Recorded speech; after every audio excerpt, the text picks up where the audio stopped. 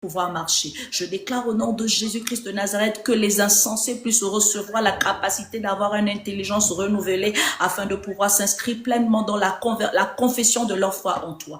Béni sois-tu, Père Adonai, alors que les anges que tu administres dans ta parole sont des gens en plein mouvement pour pouvoir impacter, pour pouvoir accorder le don qui accompagne ta parole. Je te bénis, toi qui règnes par ton Esprit Saint sur ces moments, dans ces moments, afin que toute autorité, toute puissance et influence qui avait l'intention de pouvoir venir affecter l'atmosphère ne soit pas en même, parce que l'autorité qui vient de ton esprit ne le permettra pas. Alors je te bénis, non mon Dieu, mon roi, alors parce que tu sécurises ces moments. Merci Seigneur de pouvoir symboliser cette atmosphère sécurisée par la puissance de ton feu pour consumer tout ce qui n'est pas semblable à ce feu au nom de Jésus-Christ de Nazareth. Merci mon Dieu, mon roi, de délier ma langue lourde, de mettre les mots qu'il faut, le vocabulaire adéquat pour que chaque niveau dans ce rassemblement puisse se retrouver au nom de Jésus. Je n'ai pas la prétention de la connaissance et je m'exemple, je m'exclus de pouvoir être vu par les hommes, mais que ce soit toi qui sois vu au nom de Jésus-Christ, parce que c'est toi qui as payé le prix pour tous afin que nous ayons le salut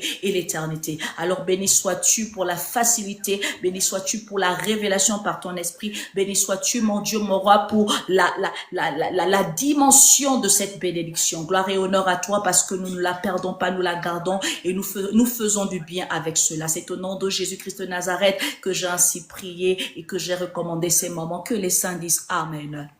Amen.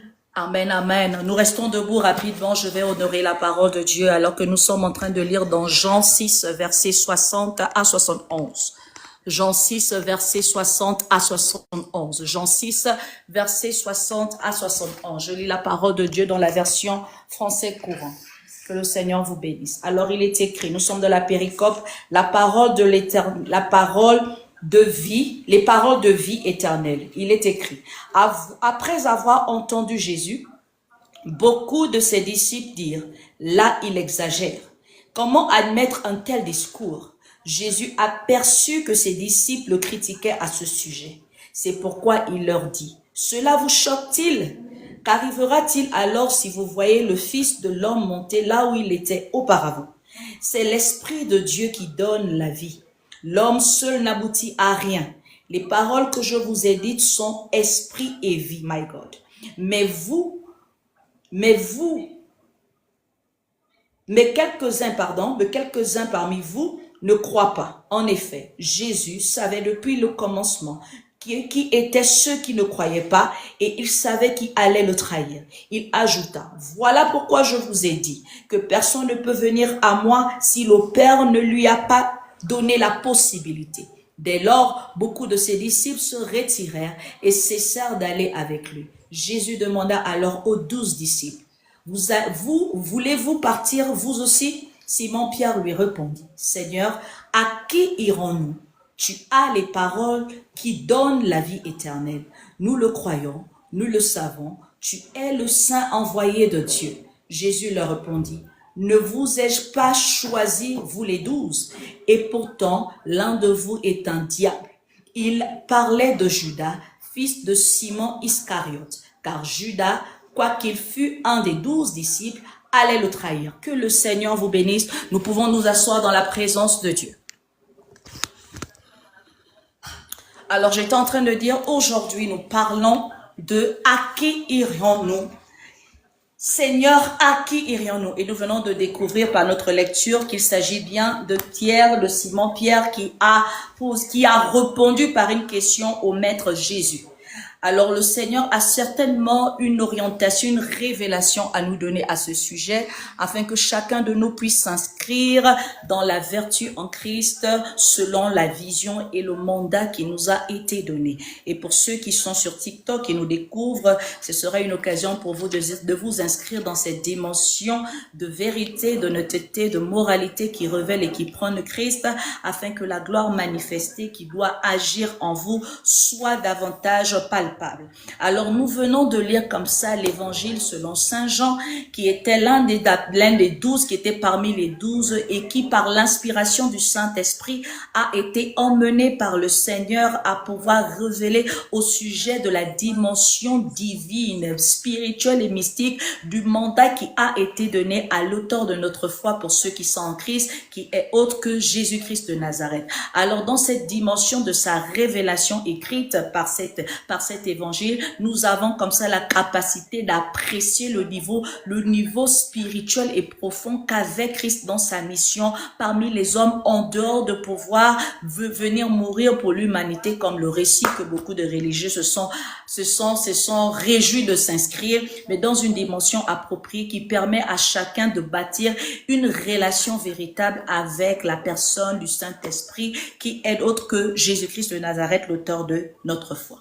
Alors ce matin, lorsque nous regardons à cette péricope, ça nous parle des paroles de vie éternelle. La vérité, c'est que lorsque nous avons lu notre verset 60, nous constatons que c'est une continuité logique qui a été certainement entamée dans les versets précédents. Et dans les versets précédents, avant que nous n'arrivions à ce verset 60, il est relater ici comment est-ce que Christ a parlé, a enseigné au sujet du pain de vie qu'il est.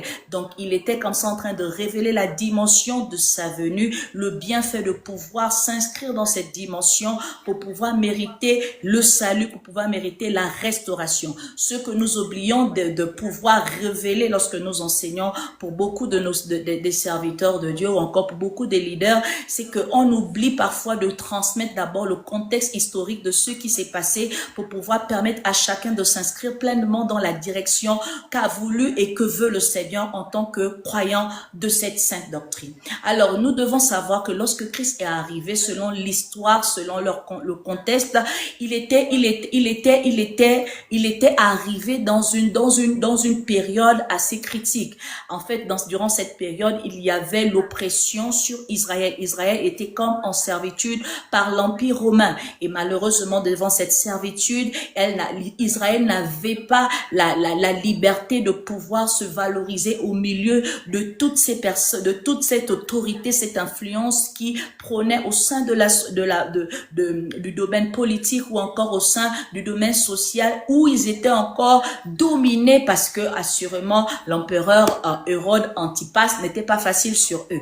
Donc la contrée, il y avait trois dimensions. Il y avait ceux-là qui étaient du côté urbain, il y avait ceux-là qui étaient du côté paysan, et malheureusement le côté paysan était et paysan autant pour moi était le côté où Christ est arrivé, ce côté qui était défavorisé, ce côté qui était oppressé, ce côté qui était vraiment persécuté, ce côté qui n'avait pas de valeur, ce côté qui était pauvre, ce côté qui était certainement dans des carences qu'on peut aujourd'hui traduire même dans la vie de tous les jours. Donc Christ est arrivé dans ce milieu où ils étaient défavorisés selon le contexte historique. Bon, dans la dimension du contexte divin et de la conversion de l'œuvre de la rédemption, il est d'ordre que nous ressemblons parce que nous sommes sans Dieu à ces personnes, à ce peuple d'Israël qui était autrefois par le monde en servitude, qui était autrefois par le fait qu'il n'y avait pas Dieu qui régnait, il n'y avait pas d'obéissance qui était observée par rapport à Dieu. Nous étions en esclavage par assurément l'emprise romaine qui peut être les liens de famille, qui peut être le péché dans lequel nous étions inscrits, qui peut être tant de choses, la maladie et beaucoup d'autres choses qu'on peut citer.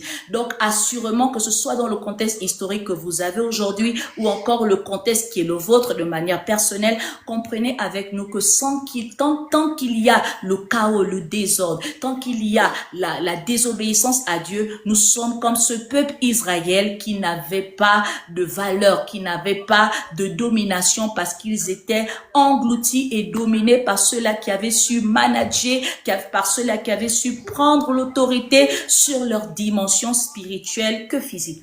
Alors, la venue de Christ est pour nous dans une dimension spirituelle en dehors de celle qui nous a longtemps été inscrite dans la dimension de la vie de tous les jours. Parce que beaucoup de croyants en Christ se disent que Christ est venu et Christ doit être accepté dans leur vie pour solutionner leur situation éphémère. C'est vrai. Mais ce n'est pas ce qui est essentiel, parce que la venue de Christ voudrait d'abord que nous soyons inscrits dans la dimension spirituelle, parce que tout cela part de là-bas. Donc, on ne doit pas se dire que je viens à Christ parce que je veux être guéri de la maladie dont on m'a diagnostiqué. Je viens à Christ parce que je veux avoir des enfants, parce que j'ai été déclaré stérile. Je viens à Christ parce que je veux me marier, je veux voyager, je veux avoir des visas, je veux avoir beaucoup d'argent en compte. Ce n'est pas ça, Christ. Il donne cela, mais il est important de comprendre que la venue de Christ voudrait d'abord reconstituer notre dimension interne avant celle qui est externe. Donc, toutes les fois que tu t'inscris en Christ, toutes les fois que tu marches dans cette doctrine, comprends que le but de Dieu, c'est d'abord de solutionner, de refaire ton interne avant de te concentrer sur ton externe. Mais la vérité, c'est que beaucoup sont concentrés sur leur externe, qui est symbole de la vanité, qui est symbole des choses éphémères, que ce qui est à l'intérieur. Et la vertu en Christ, nous nous positionnons pour pouvoir remettre les choses dans leur contexte, dans la dimension interne, parce qu'on se dit que tant qu'on n'a pas d'abord travaillé notre dedans, même si on paraît être beau dehors, ça n'aura pas de sens, parce que ce qui est beau à l'extérieur, malheureusement, si l'intérieur n'est pas conforme, finira par se détérioriser avec le temps. Ce qui n'est pas conforme à l'intérieur, même si on a une apparence qui soit agréable, comme de l'or plaqué avec les années, on finira par connaître la véritable valeur. Alors la vertu en Christ s'inscrit dans le but de pouvoir donner le sens et la valeur à chaque individu qui s'inscrit dans cette doctrine pour travailler leur dedans, ressembler à Christ et de se concentrer sur leur externe. Parce qu'assurément, lorsque notre dedans est transformé, la vérité voudrait que la répercussion dans la dimension physique ne soit pas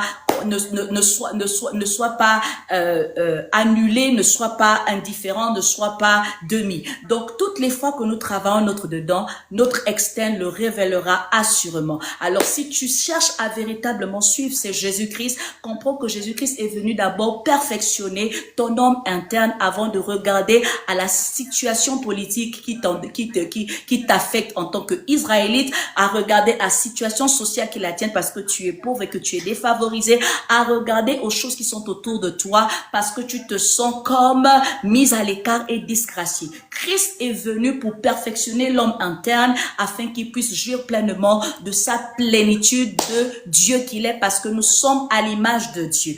Donc, nous sommes à Capernaum. Capernaum était un lieu, certes, qui a existé autrefois, mais nous devons comprendre, comme je le dis, chaque nom a une définition, a un sens. Chaque ville qui a été mentionnée dans la Bible a une orientation qui peut nous permettre de mieux nous inscrire. Alors, Capernaum était un lieu, la Bible, quand on regarde au verset 59, il est dit que c'était Jésus-Christ a prêché dans un lieu de prière à Capernaum. Donc, Capernaum, dans la définition, la signification de Capernaum, c'est un lieu désordre, c'est un lieu encombré, c'est un lieu attassé, c'est un lieu vraiment où il y a le chaos, c'est un lieu qui ne reflète pas de l'ordre. Donc, quand on voit Capernaum, mais à côté de Capernaum, un lieu de désordre, un lieu qui ne reflète pas la gloire de Dieu, un lieu qui soit encombré, attassé, un lieu véritablement qui connaissait un dérèglement, un lieu qui ne s'alignait pas certainement à la lumière, à la clarté, à la direction de Dieu et qui avait besoin certainement de mettre tout en état. Alors Christ s'adresse là à ces personnes, ces disciples. La Bible ne nous parle pas de la foule parce qu'il y avait la foule et il y avait les disciples. J'aime bien la précision de ce verset. Il s'adressait aux disciples. Les disciples, ce sont des élèves qui sont inscrits sous le leadership d'un maître. Comme à l'école, lorsque nous étions à l'école, nous sommes élèves d'une classe dont le maître, on le connaît. Donc, ils étaient inscrits déjà à la classe du master Jésus. Ah, pourquoi je dis master, c'est en anglais, c'est maître. Master, c'est maître, d'accord? Du maître Jésus. Alors, ils étaient des élèves de sa classe. Ils étaient ils étaient plusieurs. Donc, il n'y avait pas que les 12. Christ ici, par les écrits, révèle qu'il y avait d'autres disciples en dehors des 12. Et curieusement, les disciples de Christ, quand on s'inscrit déjà aux disciples, là, c'est qu'on a déjà part à certains enseignements, on a déjà part à certaines connaissances, comme tout maîtres qui donnent des enseignements à leurs élèves pour pouvoir leur permettre de se défendre lors d'un examen ou encore pour pouvoir les permettre de se qualifier avec la progression pour les niveaux suivants. Donc, assurément, étant des disciples, ils avaient déjà reçu des enseignements, ils avaient déjà des connaissances, ils avaient déjà plus ou moins les appréhensions qui se rattachaient à la mission de Jésus-Christ, à la venue de Christ. Et à un moment donné de leur chemin, il était question de pouvoir mettre de l'ordre et de la discipline. Parce que pour être un véritable disciple qui change du disciple à l'apôtre, il faut que tu te disciplines. Dans la dimension de disciple, il y a la discipline. Donc, on ne peut pas exempter la discipline à côté d'un disciple. Donc, oui, tu peux être un disciple, mais il faut que tu deviennes un discipliné. Et quand tu deviens un discipliné, tu t'inscris tout de suite à la dimension de l'apostolat. Donc, l'apostolat n'est pas que celui à qui on a versé de l'huile d'onction pour pouvoir implémenter les églises dans les nations. Mais c'est également cette personne qui a la capacité de, par son témoignage, parce que son intérieur aura été formaté et transformé, peut révéler Christ dans sa vie de tous les jours, peut administrer l'évangile sans prêcher un verset par sa manière de choisir les qualités de son standard divin selon sa confession de foi. Donc l'apôtre est cette personne d'abord qui a la capacité d'avoir reçu Christ pleinement et qui par sa manière de vivre peut impacter d'autres vies. Et ces vies qu'elle impacte par sa manière d'être inscrit en Christ sont des nations. Donc avant de penser nation les pays, avant de penser nation d'autres peuples, comprends que les premières nations c'est la prochaine personne à côté de toi parce que sa vie est tout un univers. Parce que l'âme de cette personne est un mystère dont tu ne peux pas sonder. Donc tu peux être l'apôtre d'une seule âme, mais tu te dois être l'apôtre qui doit refléter Christ Jésus-Christ par la transformation qui se sera passé dans ton cœur. Alors revenons à la dimension du disciple. Les disciples étaient tous donc à la même enseigne. Ils avaient tous des enseignements, mais il y avait un problème. C'est que nombreux d'entre eux n'étaient pas concentrés. Nombreux d'entre eux ne savaient même pas pourquoi ils font l'école. Nombreux d'entre eux ne savaient pas pourquoi ils étaient des élèves. Comme on le constate dans nos salles de classe, il y a beaucoup qui sont à l'école, mais qui n'ont pas de compétences académiques. Et à un moment donné, parfois on dit casse le bic, qui suce l'antre, pour se redonner notre jargon gabonais, pour pouvoir renoncer à l'école. Parce qu'ils ne veulent plus être admis à l'enseignement général, ils préfèrent admis à l'enseignement technique. Donc le niveau académique ne s'aligne pas à ce qu'ils veulent devenir. Donc certains se retrouvent à faire parfois des sous-métiers qu'on dit, mais ce ne sont pas des sous-métiers aujourd'hui, parce que je me dis que ceux-là même qui font les sous-métiers parfois sont plus prospères que ceux qui ont fait l'enseignement général. Donc pour pouvoir garder le sens, puisque c'est là où nous sommes en train d'y aller, nous devons savoir que à un moment donné de la marche, il y a certains qui se sont disqualifiés par rapport à leurs compétences intellectuelles, par rapport à leur réalité, par rapport à tout ce qu'on peut rencontrer, même dans notre contexte académique, lorsque nous étions des étudiants ou lorsque nous sommes des étudiants, des écoliers, des universitaires.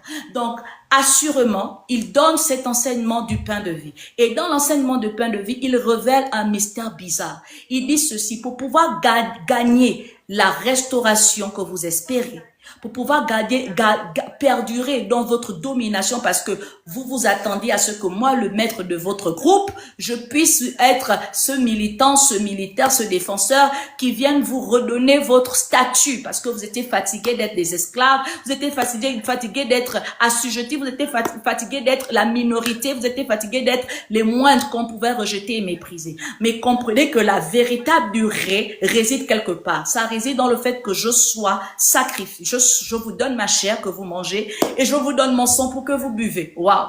Comme les humains qu'ils sont, ils se disent comment cette personne, la prophétesse Grativille vient ce matin, dit ben écoutez, je suis celle que Dieu a envoyée et puis pour pouvoir recevoir la vertu en Jésus-Christ, il faut que vous mangez mon corps, il faut que vous buvez mon sang. Si vous ne mangez pas mon corps, vous ne buvez pas mon sang, il est impossible de connaître la vertu.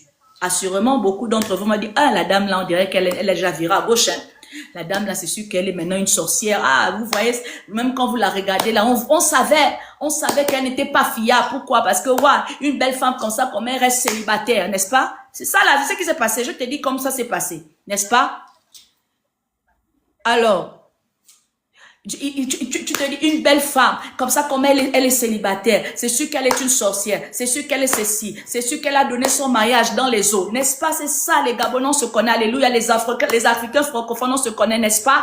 Oui, pourquoi? Ah non, parce que je vous aurais dit qu'il faut que vous mangez mon corps et que vous buvez mon sang. C'est la même chose qui s'est passée avec les disciples. Pourtant, vous êtes là dans la vertu en Christ. Vous me voyez prier, vous me voyez jeûner, vous voyez comment on a cheminé depuis tant de mois. Vous avez vu que tout était bien. Mais comme à un niveau où les choses doivent être réglées, où les choses doivent bien se faire, on commence à s'agacer, on commence à remettre en question la discipline. Oui, elle nous juge trop. Qu'est-ce qu'elle veut montrer? Pourquoi depuis un temps, il y a ce changement qui est arrivé? Pourquoi on fait maintenant comme ça ici, alors qu'avant c'était comme ça? C'est là où le désordre était, ça ne doit plus régner. Et il est question que ceux qui veulent se démarquer, comme pouvait dire le prophète, ou encore la diaconesse la semaine dernière, ceux qui veulent se démarquer doivent véritablement se positionner. En fait, on est dans une saison, il faut se positionner pour véritablement se démarquer. Donc, celui qui ne se positionnera pas, certainement sera disqualifié de la course. Ces personnes qui refusent de se positionner à un moment donné de la réalité de leur désordre seront disqualifiées d'une restauration certaine, d'une guérison certaine et autres.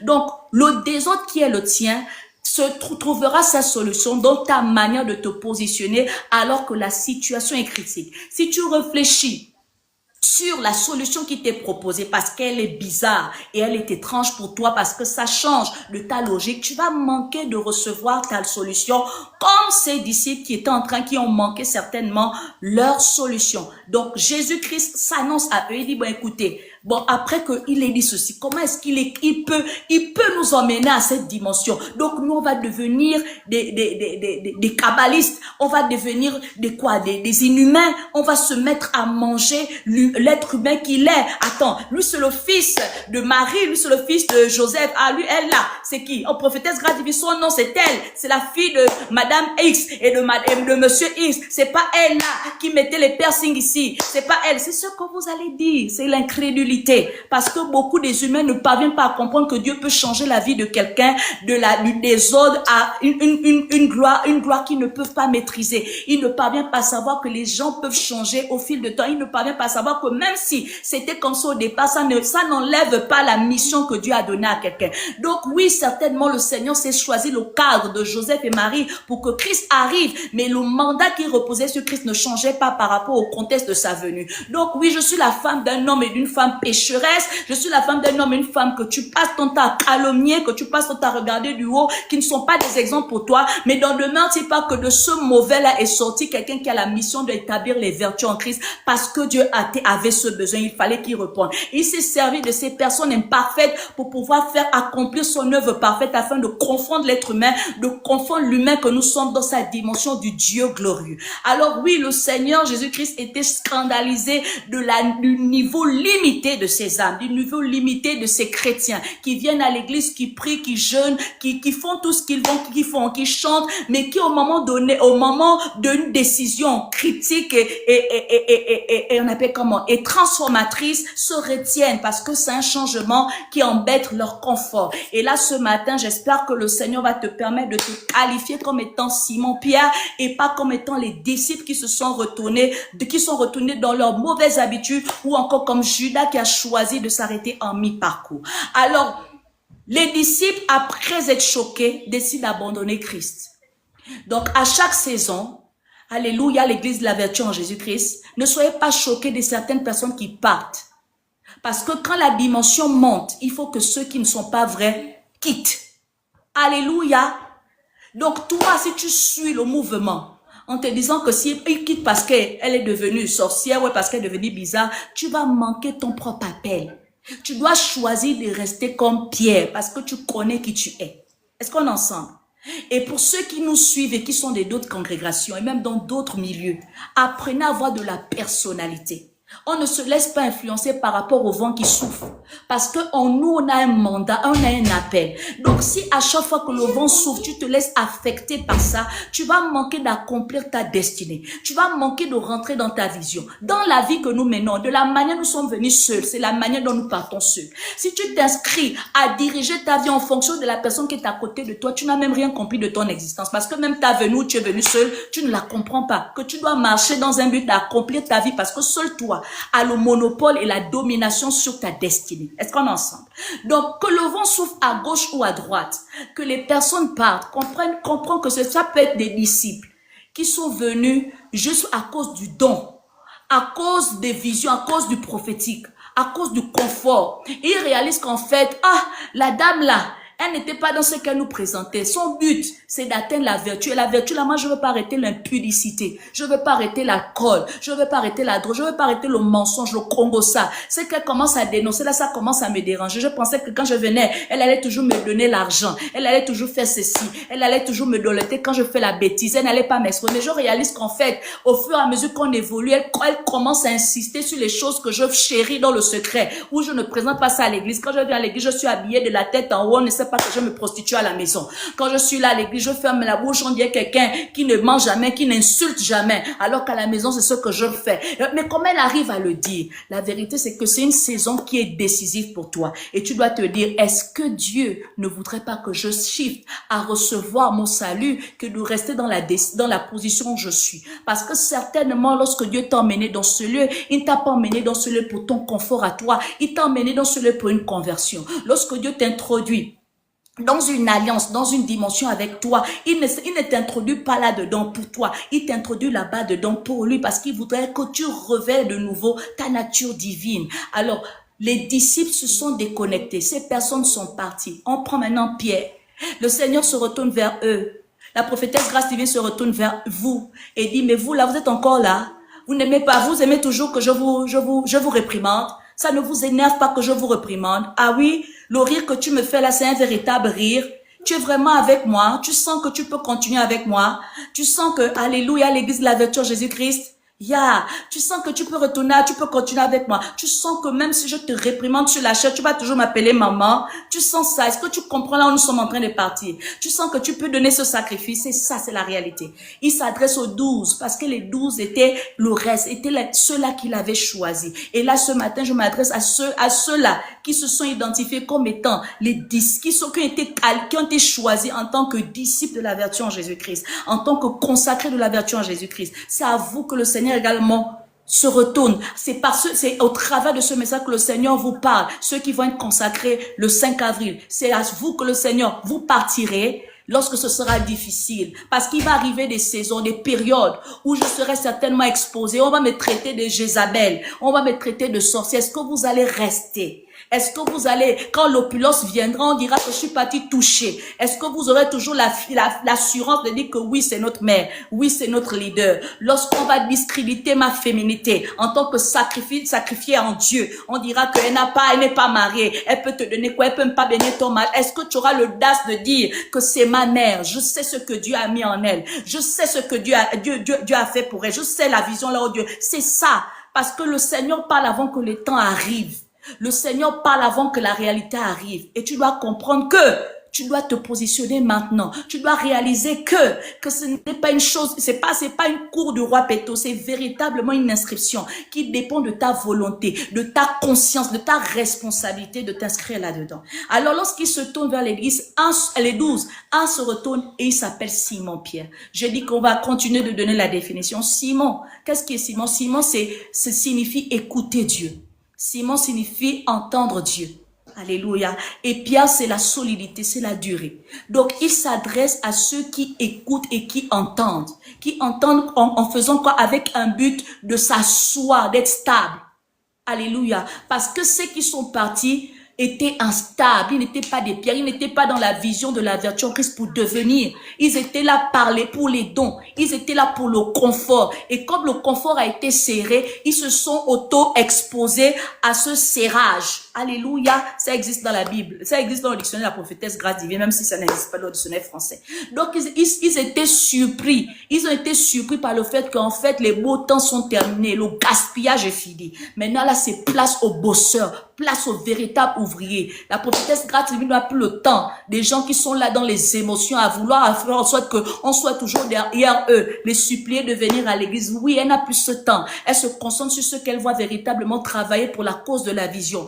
parce qu'il est question d'étendre la vision. Elle n'a plus le temps à conserver aux mimiques. Elle n'a plus le temps. C'est vraiment noté ça. Je vous dis aussi la vérité dans ce message. Je n'aurai plus le temps pour vous. J'aurai le temps pour ceux qui vont travailler, que je vais véritablement voir en train de travailler pour le but de l'agrandir la vision.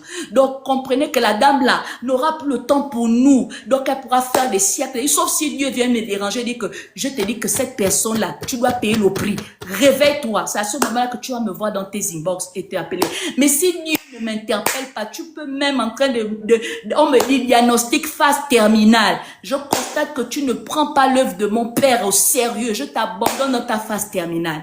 Mais si c'est Dieu qui te voit dans la phase terminale parce qu'il sait que dans 2 mois, tu seras un pilier de la vertu, il vient me déranger. À ce moment, tu auras la grâce de la dernière minute pour que je vienne t'aider dans cette situation par l'onction qu'il a mis en moi pour son œuvre, pas pour des gaspilleurs de grâce.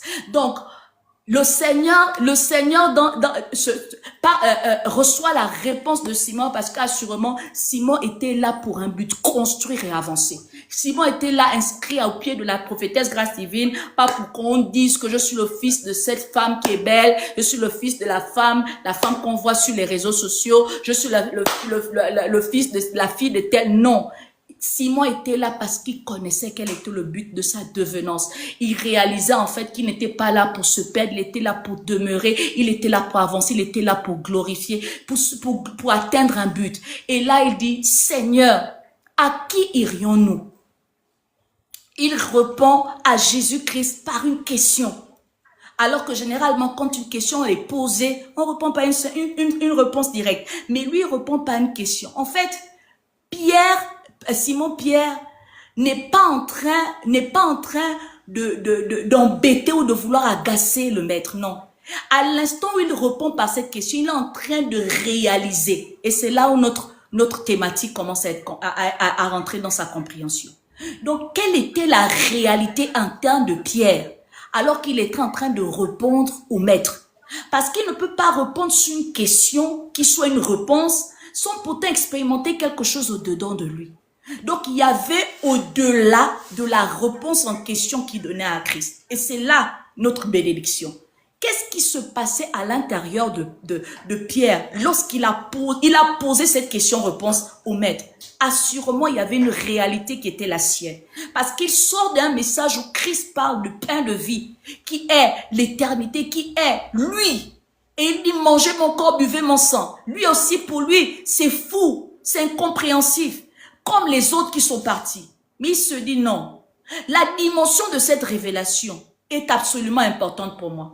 Parce que s'il dit qu'il y a une éternité à gagner, or nous sommes dans une condition temporaire qui nous accable, pourquoi ne pas atteindre l'éternité qui nous rassure de pouvoir perdurer dans cette restauration que de se focaliser sur la restauration temporaire qui est la nôtre? C'est ça la pensée profonde de Pierre. À l'instant, il est en train de répondre.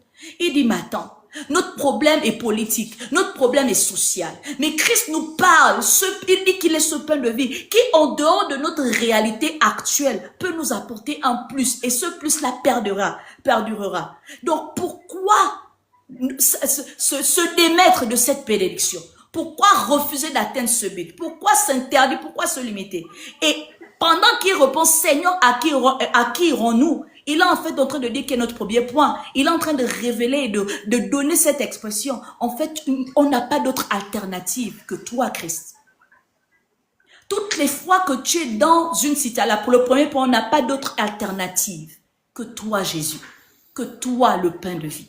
C'est ça, la première pensée de Pierre. En fait, à qui irions-nous? Si on doit avoir une solution, où est-ce que nous allons y aller? Parce que toi, tu nous donnes même au-delà même de la solution. Elle s'appelle l'éternité. Donc, qui nous a proposé de tous les maîtres qui sont passés avant cette dimension de restauration? Ils sont venus, ils ont joué leur partition, ils sont partis. Mais toi, tu viens avec quelque chose de différent. Tu nous parles de l'éternité, chose qu'ils n'ont pas fait. Pourquoi se priver de pouvoir avoir une restauration qui va durer devant celle qui sera temporaire, qu'on a certainement connue avec d'autres prophètes, avec d'autres maîtres? Et il se dit non, en fait, il n'y a pas de choix à faire devant notre condition actuelle, si ce n'est que de rester en toi, si ce n'est que de te choisir toi comme notre maître. Et donc, appelons dans ce désordre, il n'y a pas d'autre solution qui ne se trouve en dehors de Jésus-Christ. Donc, si ton problème, si ta condition est chronique, est désespérante, est compliquée, comprends qu'il n'y a pas d'autre alternative que Christ. Comme Pierre, comme Simon-Pierre, tu dois décider d'accepter cette vérité. Christ est ta solution qui n'a pas d'alternative. Christ est la solution que tu ne peux pas ignorer parce que lui te promet quelque chose qui va durer. Les hommes sont venus, sont partis. Les positions ont été changées. Aujourd'hui, on te nomme demain, on te nomme pas. On appelle comment? Les situations ont changé. Mais Christ te dit que non. Même quand tu seras dans moi, ça va faire comme ça. Mais parce que tu es en moi, tu vas garder plus longtemps. En fait, c'est ça la révélation. Donc, il est dans une analyse, une réalité qui s'inscrit dans la vérité qui doit désormais appartenir. Il dit, mais attends, nous on était là démotivés. On était là, on veut le mettre, on veut un militaire, on voulait un militaire pour aller tuer. Pense Pilate, pour aller combattre qui X, pour aller se riposter à Antipas. Mais on réalise qu'en fait, si nous avons l'éternité, on va dominer sur eux. Parce que qu'on le veuille ou pas, toute autorité établie a une divinité. Et la Bible déclare que toute autorité est un établissement qui vient de Dieu. Donc, si on peut avoir recours à Dieu dans la dimension suprême, face à ces autorités-là, comment est-ce qu'on ne sera pas gagnant? Parce que Ponce Pilate avait certainement l'aval de Dieu, même comme il était mauvais. Un Hérode, parce qu'il était une autorité établie à Galilée, avait une certaine autorité. Mais désormais, si je l'ai, je reprends mon autorité en Dieu. Je me repositionne dans Dieu, mais en ayant des aspirations vertueuses. Est-ce que je ne veux pas dominer sur Ponce Pilate? Est-ce que je ne veux pas dominer sur Hérode? Est-ce que je ne veux pas dominer sur toutes ces personnes qui m'oppressent? Est-ce que je ne veux pas remporter, même s'il s'avérait que je meurs dans la maladie, mais je préfère mourir dans la maladie en ayant le gain de mon salut, que de mourir dans la maladie en ayant perdu tout. Non seulement la maladie m'aura tué, mais également mon salut ne sera pas garanti. Je préfère souffrir avec Dieu que de souffrir sans Dieu. En fait, c'est ce qu'il est en train de réaliser. Il dit, je préfère être limité dans mes limites, mais que d'avoir les limites en Dieu, qui est l'éternité. Donc, il n'y a pas d'autre alternative que Jésus-Christ. Dans ta situation, dans ta vie, que tu sois chrétien dans la dimension qui est la tienne, comprends qu'à chaque fois que tu auras une situation où tu réaliseras qu'il y a un conflit, il y a la confusion, il y a la crise, il y a la difficulté, il y a le désordre, inscris-toi dans la solution qu'on appelle Jésus-Christ. Choisis le processus de Christ restaurateur. Parce que la restauration n'est pas que celle qu'on a par la confession de foi, Seigneur, je t'accepte comme étant sauveur et Seigneur personnel. On l'a à chaque niveau, parce que la vie est faite d'embûches. Donc, assurément, on aura des difficultés, on aura besoin de valoriser Christ dans notre manière de fonctionner. Donc, il faudra véritablement s'inscrire dans qu'est-ce qu'aurait fait Jésus-Christ dans ma condition? Qu'est-ce que me dit la parole de Dieu dans cette situation? Lorsque je suis au sommet de ma persécution, que dois-je faire pour trouver la solution? Et l'une des premières solutions qu'on a lorsqu'on est dans la lamentation, c'est recours à l'intimité. Mais aujourd'hui, les gens, lorsqu'ils sont dans les difficultés, ils s'adressent aux humains. Ils comptent sur leurs efforts personnels. Très peu cherchent d'abord à comprendre le message derrière leur saison, le message derrière leur oppression. Parce que comme je l'ai dit la semaine dernière, à chaque fois qu'il y a un problème dans ta vie, Dieu est en train de t'interpeller dans une intimité qui doit être améliorée avec lui. Donc quand il y a un problème, il y a forcément d'abord le message de Dieu. Donc un intime, un objectif, un converti comprend que chaque problème qui se présente à moi est un message, et cache un message voilé de Dieu que je dois découvrir. Et je ne peux que découvrir ce message derrière par l'intimité. Donc tu t'investis, tu prends un temps de retraite. Christ lui-même observait les temps de retraite. Quand on vous appelle à la retraite, vous pensez qu'on veut vous perdre votre temps. Lorsqu'on vous exhorte à avoir des temps de qualité avec Dieu, vous pensez que nous sommes des extraterrestres ou c'est parce qu'on veut donner un genre. Mais la vérité, c'est que tu ne pourras jamais connaître la volonté de Dieu si tu n'es pas un amoureux de l'intimité avec Dieu.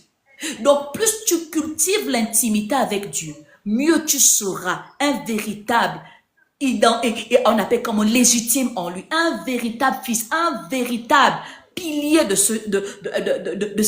cette foi prophétie. Deuxième point, il continue, il dit, après qu'il ait dit, à qui irons-nous, Seigneur? Il répond, il continue, il dit, attends, où est-ce que je suis? Il dit, tu as les paroles qui donnent la vie éternelle. Nous le croyons, nous le savons. Tu es le Saint envoyé de Dieu. Ça confirme ce que j'ai dit tout à l'heure. Lorsque Dieu parle d'un disciple, c'est qu'il a déjà la révélation. Lorsque la Bible parle d'un disciple, autant pour moi, c'est que ce disciple a déjà une portion de ce qui est important à celui qui croit en Dieu. Donc les disciples avaient des notions de base. Les Juifs avaient une connaissance certaine face à la Torah ou encore au livre des prophètes. Donc ils avaient des notions de base qui leur permettraient d'avoir une révélation de ce qui était maintenant alors que Christ était en train d'échanger avec eux. Ils savaient que Ésaïe avait prophétisé au sujet de celui-ci. Et donc, il n'était pas indifférent devant la vérité, la profondeur de la déclaration de ce témoignage que faisait Christ. Même comme la parabole utilisée était très mystique et très spirituelle. Parce que quand tu me dis de prendre ton sang, de boire ton sang et de manger ta chair, c'est que tu m'invites à une sorcellerie compliquée. Donc, malgré le fait que le moyen pour exprimer qui il est n'était pas conforme à la compréhension facile de Pierre, il savait que celui-là est l'envoyé. Parce qu'il s'est fait révéler comme étant le Messie, qui viendra mourir. Pour qui? Pour Israël. Qui viendra mourir, qui viendra donner sa vie pour sauver l'humanité. Donc, il savait. Et là, à ce niveau, tout en répondant toujours à la question, Seigneur, à qui irons-nous? Il est en train de confesser Christ. Donc, deuxième point, il confesse Christ. La confession n'est pas ce que tu dis seulement dans tes paroles. Parce que beaucoup parlent sans pourtant penser à ce qu'ils disent. Beaucoup parlent juste pour donner une impression. Beaucoup sont des bons flatteurs. Mais confesser Christ est plus que la confession des paroles. Parce que la confession est une invitation à la rénonciation de soi. La confession est un aveu qui dit en fait que je suis un échec et j'accepte que Christ soit le succès. Donc c'est de se démettre de son autorité face à sa vie et de la recommander pleinement à Dieu. Donc lorsque tu confesses, tu avoues qu'en fait longtemps j'étais dans l'ombre. Longtemps, j'étais dans l'obscurité. Longtemps, j'étais dans le néant. Longtemps, je pensais que je faisais bien. Longtemps, mais aujourd'hui, je réalise qu'en fait, devant une telle excellence, une telle profondeur, je ne suis rien. Et comme je ne suis rien, je préfère m'attacher à quelque chose qui va me donner de la valeur. Et comme je suis conscient que c'est Christ qui me donne de la valeur, je confesse, je l'avoue. Donc, il confesse, mon bien-aimé, à quel niveau se situe ta confession de foi en Jésus-Christ? À quel niveau? Beaucoup ont confessé Christ sans se démettre de leur autorité et de leur volonté. Parce qu'ils continuent de vivre une vie dans la volonté qui les sied. Ils refusent de pouvoir s'ordonner selon Dieu. Et ils se plaisent à fonctionner là-dedans. Alors qu'il est question de cesser de fonctionner là-dedans. Et c'est comme ça qu'ils demeurent dans la religion. Une spiritualité légère. Que dans la relation qui transforme et qui permet à ce qu'on s'auto-authentifie d'être des fils de Dieu. Donc, confesser là, arrête de parler plus que tu n'agis. Arrête de donner une apparence que tu sois converti alors que tu sais que tu es un véritable perverti. Arrête de te donner une image, une étiquette alors que tu sais que tu es dilué. Tu es un hypocrite. Arrête d'avoir l'impression d'avoir une certaine connaissance alors que tu sais que tu n'en as pas. Arrête de donner les révélations parce que je veux te dire, tu peux visionner des gens, mais tu visionnes avec une mauvaise source. Tu ne visionnes pas avec la source qui vient de Dieu parce que tu n'es pas conforme à ceux qui s'inscrivent à cette source. Tu vis une vie de profane, mais tu dis que quand tu visionnes les gens, ça vient de Dieu. Est-ce que tu sais que le diable est un ange de la lumière? Ça veut dire quoi? Il peut voir, mais sa source n'est pas bonne. Donc parfois tu peux être utilisé par des entités de ta famille, par les réclamations qui sont les tiennes, par des alliances que tu as fait autrefois qui te permettent de voir sur la vie des gens. Mais la source que tu es est une source de python poisonné. Donc c'est pas tous ceux qui voient selon la source de Dieu. Et vous, attention de vous laisser être flatté par ceux qui disent voir, par ceux qui disent visionner. Parce que les sources peuvent être mauvaises. Ils voient ce qu'ils convoitent. Yeah! Ils voient ce qu'ils veulent, ils veulent vous miroiter après. Donc si tu n'as pas un discernement poussé, tu vas te laisser impressionner par leur ton de vision. Alors que le plus important, c'est d'avoir la présence de Dieu pour être dans l'entièreté, dans la plénitude. Donc, confesser Jésus-Christ, c'est se démettre de sa volonté personnelle. C'est renoncer à soi et décider de vivre comme de marcher selon lui. Comprendre que c'est lui qui a le leadership et plus toi. Ça veut dire qu'il y a des choses que tu dois accepter dorénavant en toi, que tu ne faisais pas avant parce que tu as choisi le leadership qu'on appelle Jésus-Christ. Il y a des dimensions d'exercice, il y a des dimensions de sacrifice que tu feras et que tu dois faire dorénavant parce que tu as décidé de suivre la vision de Christ. Il y a des choses pour lesquelles tu devras te démarquer parce que tu es véritablement inscrit dans la vision de la vertu en Christ. Je connais ceux qui suivent la vision de la vertu en Christ et ceux qui ne la suivent pas. Et pour ceux qui ne la suivent pas, même quand mes fils se posent la question, mais maman, pourquoi tu continues à suivre ceux-là qui te montrent, qui te voient la face? Je vous réponds ce matin. En fait, c'est par compassion de Christ. Parce que pour certains, Dieu les repêche par sa miséricorde. Ce n'est pas parce que je ne suis pas voilée. Ce n'est pas parce que je ne vois pas ou que je sois voilée. C'est parce que Dieu a sa manière de localiser par la grâce qu'il veut. Et la grâce est une faveur imméritée. Donc, il y a certaines personnes pour qui je suis obligée d'avoir de la compassion malgré leur désobéissance et leur opposition à la vision de la vertu en Christ parce qu'ils ont la grâce qui parle sur leur vie. Mais laissez-moi vous dire que Dieu a un temps fixé au sujet de la grâce. Et quand sa colère va s'abattre sur eux, eux-mêmes, ils vont être étonnés. Donc, parfois, je suis, on appelle comment, qu'est-ce que je peux dire? Je suis patiente par rapport à l'exigence que j'ai de Dieu. Ce n'est pas parce que je ne vois pas. Alléluia. Donc, comprenez avec nous que je connais qui sont mes fils. Je connais qui ne sont pas mes fils. Et quand je traite quelqu'un, je traite par rapport à ce que je sais, sur la base de ce que Dieu m'a dit. Donc, c'est important que tu saches que la confession de foi est plus profonde que les paroles. Aujourd'hui, il y a des choses que je ne peux pas faire même comme j'ai envie de le faire. Pourquoi? Parce que je ne m'appartiens plus. Je me suis vendu à Christ dès lors où j'ai décidé de le confesser dans ma vie comme étant Seigneur et Sauveur personnel. Même s'il y a des fourbes, il y a des méchants, il y a des mauvais qui s'évertuent à croire que ce n'est pas le cas parce que pour certains vicieux, lorsque ça ne s'aligne pas à leurs attentes, ils vont dire que tu n'es pas dans le vrai. Pourquoi? Parce que tu ne fais pas comme ils voudraient que tu fasses. Tu fais comme Dieu veut que tu fasses. Et comme ils ne veulent pas s'inscrire à ce que Dieu veut que tu fasses, ils te trouvent des préjugés pour te culpabiliser, pour te garder dans une prison qui est en fait leur prison. Mais comprends que quand Dieu te demande de faire quelque chose, fais ce que Dieu te demande de faire. Parce que la confession va avec tout ça. Faire la volonté de Dieu doit être une priorité pour toi, pas la volonté des hommes.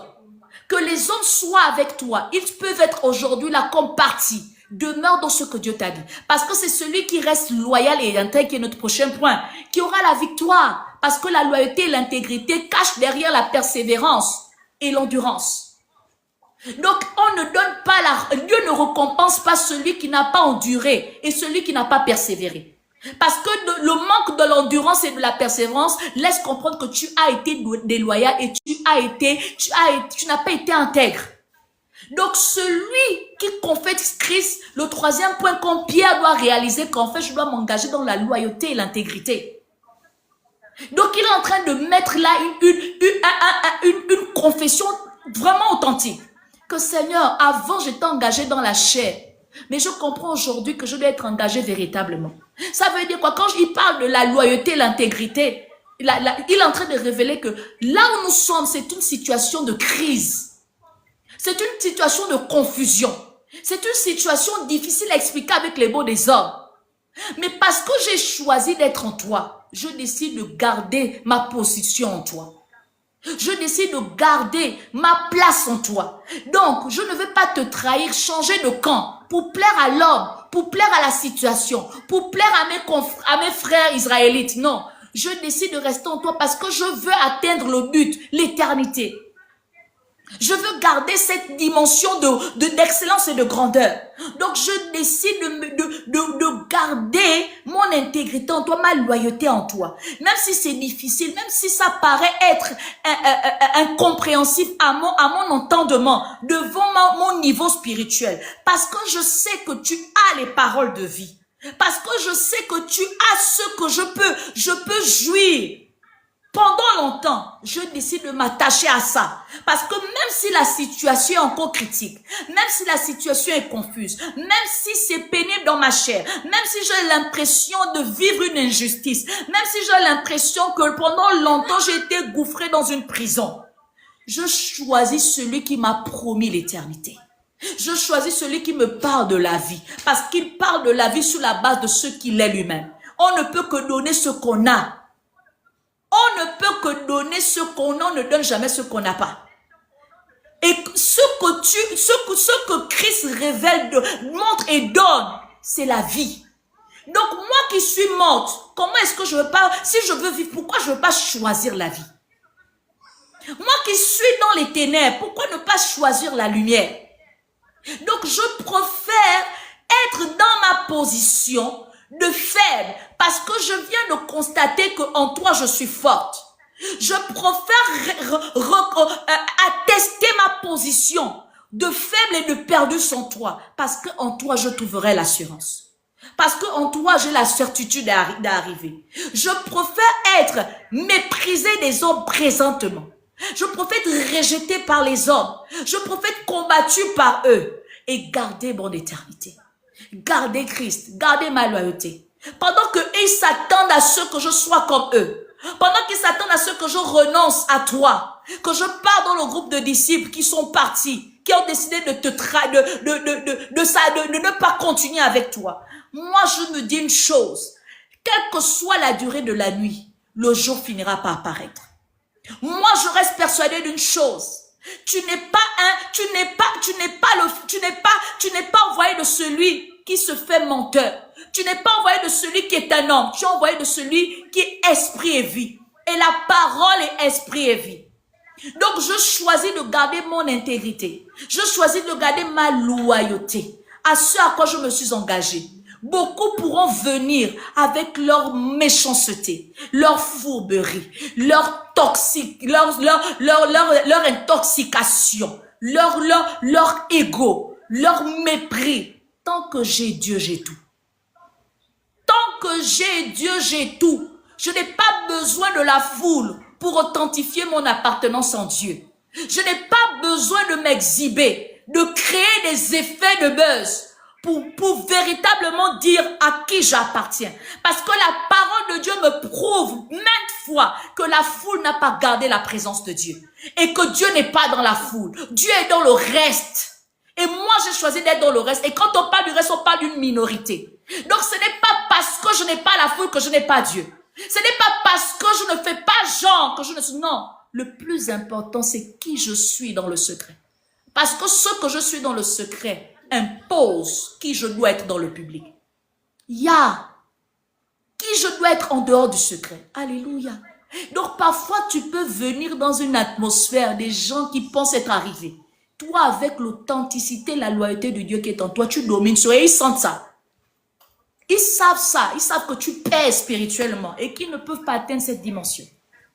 Donc, Pierre connaissait tout ça. Puis, il te dit que, hey, me voilà moi, j'ai la capacité d'être loyal. J'ai la capacité d'être intègre à un Dieu qui ne brise pas son alliance. Pourquoi je vais renoncer à ça? Ça avait déjà été dur depuis longtemps. Depuis là, nous souffrions. Maintenant que nous sommes à la fin, on souffre un peu. Pourquoi je vais sortir? Je préfère continuer jusqu'à la fin. Parce que ce qui est plus important, c'est la fin de toutes choses. Ce n'est pas le commencement. Toi, tu es là, tu récites tous les jours. La fin de toutes choses vaut mieux que son commencement. Mais tu es incapable de parachever ce que tu as commencé. Tu es incapable de terminer tout projet que tu as commencé. Tu te démets de ta capacité d'authentifier le Dieu que tu es. Parce que celui qui va au terme de son mandat est un Dieu qui s'est confirmé. Lorsque tu décides d'avorter, de t'arrêter en mi-chemin, parce que tu penses que c'est compliqué, tu es en train de démettre ta dimension de divin en Dieu. Alléluia. Donc, comprends que celui qui est en Dieu doit atteindre le but de la raison pour laquelle Dieu l'a inscrit dans cette dimension. Et ça, ce n'est pas donné à tout le monde. C'est donné aux élus. Beaucoup sont appelés, mais très peu sont élus. Alléluia. Je suis de ceux-là qui sont élus. Parce que ce que je donne à Dieu, les appelés ne peuvent pas faire. Les appelés, ils viennent que pour les dons, pour les bénédictions, pour les temps chauds, pour les temps réjouissants. Ils viennent que par intérêt. Mais les élus sont là dans toutes les saisons. Ils demeurent, ils travaillent jusqu'à ce qu'ils atteignent le perfectionnement. C'est ça les élus. Et ce n'est pas tout le monde qui est élu. Très peu. La porte est tellement étroite qu'elle n'est pas accessible à tout le monde. Si tu ne décides pas de faire un régime drastique pour passer par cette porte étroite afin de devenir un élu, tu pourras jeûner, donner tous les sacrifices que tu donnes. Eh oui, tu pourras venir à tous les programmes. Tu pourras mettre toutes les publications qui disent que tu es chrétien. Tu n'es qu'un néant et un perdu. Parce que tu es tellement obèse que cette porte étroite-là ne peut pas te contenir. Tu es tellement rassuré et orgueilleux. Hein? Tu es tellement entêté. Alléluia. Tu es tellement méchant. Méchante, congosseur, persécuteur. Diviseur, calomnieur, ivrogne, insensé, prostitué, impudique, idolâtre. Hein? Tu es tellement charnel et profane. Tu désacres le sacré. Tu n'as aucun respect pour les hommes de Dieu. Parce que pour toi, tellement t'as mal évangélisé et gagné, tu te dis que tout le monde qui dit qu'être au service de Dieu ressemble à ces personnes que tu as vues dans les motels.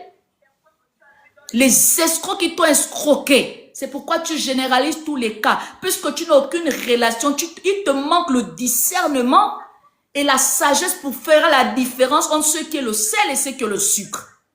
Donc, au lieu de pouvoir juger et de mépriser ce qui semble être sacré, revois ta relation. Pour que tu saches dissocier qui est ce qui est un sucre et ce qui est un sel. Parce que tous ce sont des poudres, mais assurément l'un est salé et l'autre est sucré. Et il faut un discernement sans avoir goûté pour faire la différence. Est-ce qu'on est ensemble? Donc, l'intégrité, la loyauté, mon bien-aimé, ce n'est pas pour tout le monde, c'est pour les élus. Parce que généralement, dans les temps d'épreuve, beaucoup sont des traites. Beaucoup se désengagent. Dans les temps d'épreuve, dans les temps de troubles, beaucoup montrent leur vrai visage, ils se démasquent.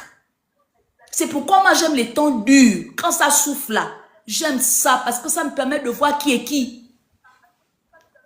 Ça affirme ce que je connaissais. Alléluia. Rien, je dis souvent à mes fils, rien ne me surprend. Rien ne me surprend. Il n'y a rien que Dieu fait arriver dans la vie de quelqu'un sans avertir à son prophète. Et moi, prophétesse grâce, je suis une prophétesse authentique. Je vois clairement, j'entends clairement par la grâce de Dieu. Et ça pas parce que le don, parce que la présence de Dieu en moi, là, je la préserve corps et âme. Au prix d'un sacrifice que très peu dans l'église, en confession de foi en Jésus-Christ, s'investit. Beaucoup profanent ce que Dieu a sacré en nous. Donc, je dis souvent, je connais qui sans que tu ne viennes me dire que c'est ça, je connais. Au premier, connais que tu me dis bonjour, j'ai le scanner qui me dit qui tu es. Dès que tu me dis bonjour, par la grâce de Dieu, je sais qui tu es. Et je sais comment je vais marcher avec toi. Je peux être gentil avec toi, je connais ta finalité. Donc, rien ne surprend un prophète. Dieu vient toujours avertir à son véritable prophète ce qui va se passer dans la saison, pendant la saison, après. Donc, attention, l'intégrité et la loyauté, c'est une dimension que le chrétien doit s'inscrire. Le christianisme, ce n'est pas un jeu d'enfant comme on vous l'a présenté. Être dans le Seigneur, là, ce n'est pas une cour de récréation. C'est un sacrifice. Et il y a beaucoup de zinzins, des aventuriers, que des véritables. Tu pries Dieu dans les émotions. Tu veux te qualifier à quelqu'un qui prie Dieu dans le sacrifice. À une vie d'obéissance, d'engagement. Tu sers Dieu pour ton intérêt personnel. Tu veux te comparer à quelqu'un qui sert Dieu pour l'intérêt du royaume. There's something in your mind that doesn't work. You are totally insane. Yeah. Tu vis, au lieu de t'inscrire dans ces... Tu as un trait à perpétuité.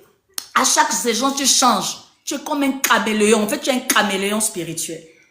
Parce qu'à chaque saison, tu prends une combinaison qui t'arrange. Et tu veux te comparer à quelqu'un qui endure. Qui a un café dans l'eau froide comme dans l'eau chaude. Au lieu de chercher à ressembler. Hein? Et pour toi qui dis que tu es un élu de Dieu, inscris-toi dans les véritables sacrifices. Les véritables sacrifices. J'aime embêter ceux qui sont toujours absents à l'église. Les dimanches. Alléluia. Vous êtes des religieux. Vous n'êtes pas des élus, vous êtes des appelés. Si dimanche, tu ne respectes pas dimanche régulièrement, tu penses que c'est dans ça là. Oh non, on n'est pas chrétien parce qu'on vient à l'église. Hein?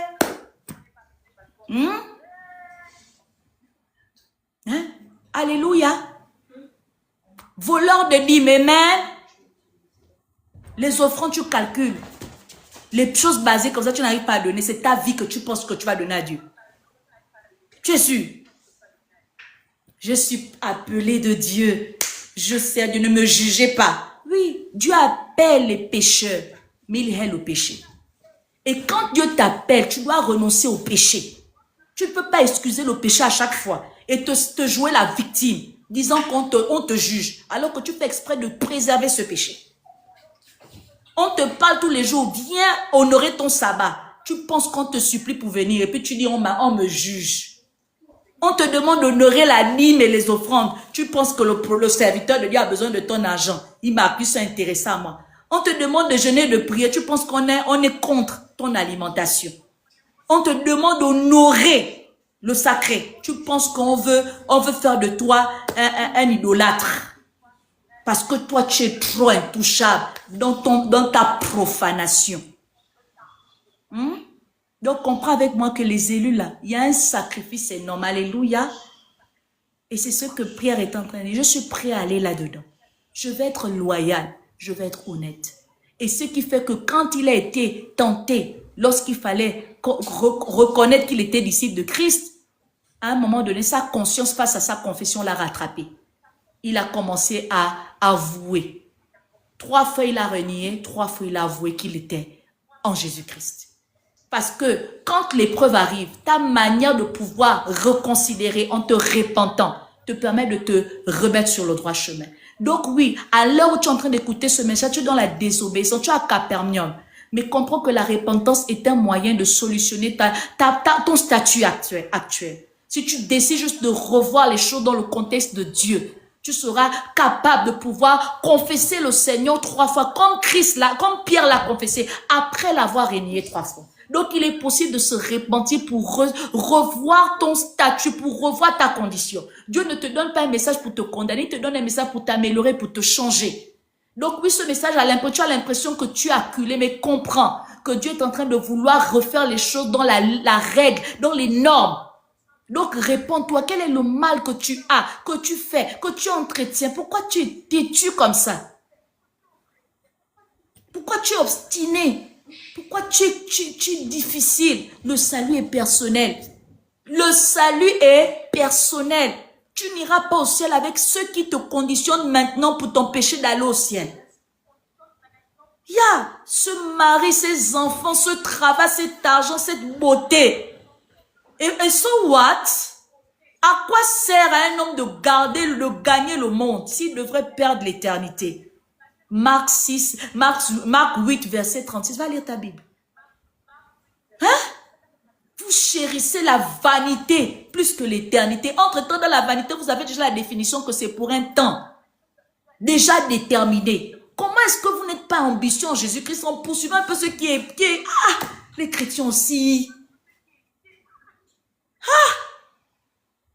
C'est-à-dire que vous combattez comme les humains, les profanes, pour des choses basses. Que vous inscrire dans les choses qui ont de la valeur comme l'éternité. C'est pourquoi ton salut n'est pas une priorité, parce que tu n'es pas ambitieux en fait. Quelle est l'ambition que tu as? L'ambition que tu as, c'est parce que quoi, tu économises en banque, tu ceci. Maman, pas. Tu auras fait cette vie-là. Quand tu passes, c'est fini. La réalité te rattrape, l'éternité. Qu'en est-il? Qu'en est-il? Et puis on est là, on vous fortifie dans les purgatoires. Les morts ne sont pas morts. Et c'est maintenant, l'éternité commence ici-bas. Ce que tu vas aller vivre là-bas, tu dois commencer à t'exercer ici. Donc si tu n'as pas commencé à exercer ici, tu ne peux pas être un aventurier là-bas et t'improviser. Tu ne peux pas t'improviser dans l'éternité. La façon où tu as vécu ici, c'est ce que tu vas continuer dans l'éternité. Mais ce ne sera pas la félicité, ce sera le tourment, les ténèbres. Parce qu'il y aura l'éternité, le noir et la lumière. Donc, n'espère pas le paradis si toi-même déjà dans ta manière de vivre sur terre, tu n'étais pas dans un confort parisioniaque. Hein? Donc, comprends avec moi que l'éternité là commence ici-bas. Et l'éternité, quand on dit commence ici, c'est pas parce que tu as beaucoup d'argent, beaucoup de voyages que tu es, on appelle comment, tu es dans l'éternité qui reflète à Dieu. La paix que tu as dans ton cœur, à quoi elle s'identifie? La paix que tu as dans ton corps, puisque le Dieu qui accorde la paix éternelle dit qu'il ne donne pas la paix comme le monde donne. Ça veut dire que le monde peut donner une paix, mais qui n'est pas égale à la paix que Dieu donne. Le véritable Dieu. Donc quand tu dis j'ai la paix que tu as dans ta priorité, la paix que tu as dans ton mensonge, la paix que tu as dans ta fourberie, la paix que tu as, sois béni maman. Paradisiaque, très bien, sois béni. La paix que tu as dans ce que tu fais, dans l'impureté, dans l'idolâtrie, à idéaliser l'homme, les choses de la terre, dans la cupidité. C'est ça la paix. Mais c'est ce que le monde donne. Et ce n'est pas ce que l'éternité te prépare. Donc quand tu dis j'ai la paix du cœur, pose-toi la question de quelle paix s'agit-il? J'ai la joie. De quelle joie? Parce qu'il y a la joie qui vient de l'esprit de Dieu et la joie qui vient des émotions. Celle que mon Dieu procure vient de son esprit. Et elle ne change pas selon les saisons et les circonstances. Ça veut dire que quand il y a la disette, la joie là est toujours là. Quand il y a le bien aussi, la joie aussi demeure. Donc la joie là ne change pas. Tu me parles de quelle joie quand tu dis je suis dans la joie? De quel amour il est question? L'amour que tu as fait en levant ton sous-vêtement dans l'impudicité? C'est de cet amour-là, les hommes même. L'amour là qui est truffé d'intérêt. Alors que l'amour que mon Dieu exprime, sa agapéo, c'est qu'il est un amour désintéressé à la vanité et qui recherche l'éternité parce que c'est s'inscrit à chercher d'abord premièrement le royaume des cieux. Vous parlez de quoi? De quel amour? Tu penses quel amour même? L'amour filial, tu penses que c'est ce qu'il faut? Si tu n'as pas commencé à agaper, sur quoi repose ton amour? Hein? Tu parles de quoi? De quelle douceur tu as? Une douceur qui est mitigée par rapport aux saisons? De quelle maîtrise tu as? La maîtrise de soi. Tu parles de quelle maîtrise? Parce que tu essaies de te contrôler dans les émotions. Je suis désolée. Parce que le premier péché que l'homme commet, c'est dans son cœur. Donc même si tu ne passes pas à l'acte, le fait que dans ton cœur, tu as déjà pensé quelque chose, tu as déjà commis le péché. Donc attention, Dieu n'est pas notre jouet. Cette doctrine-là, ce n'est pas un jeu. Est-ce qu'on est ensemble? Donc lorsque tu dis que je suis dans Dieu, tu parles de quoi en fait? Et puis comme on ne vous dit pas souvent la vérité, vous pensez que vous êtes permis de tout. Vous pensez que vous êtes qualifié dans tout.